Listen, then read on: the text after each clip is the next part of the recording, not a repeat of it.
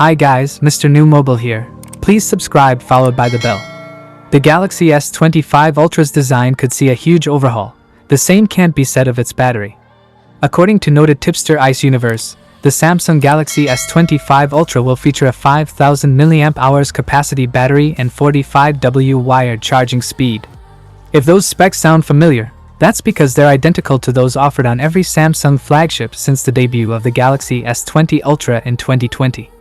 In other words, you can expect the average battery life of next year's model to be about the same as the current one.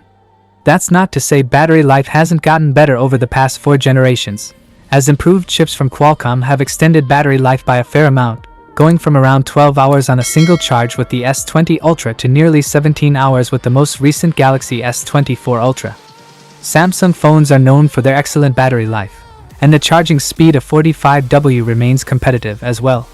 But for Samsung's premium offering, which comes at an equally premium price, it's a little disappointing to see the Ultra's battery go so long without an upgrade.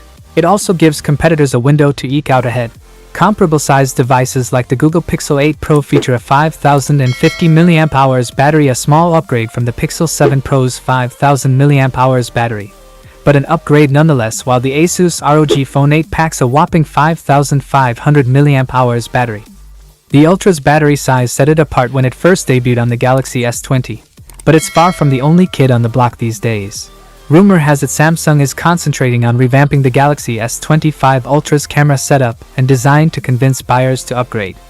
The biggest might be the quad-lens rear camera system, which could feature a 200MP primary camera, a 50MP super telephoto camera, a secondary 50MP telephoto camera, and a 50MP ultra-wide camera.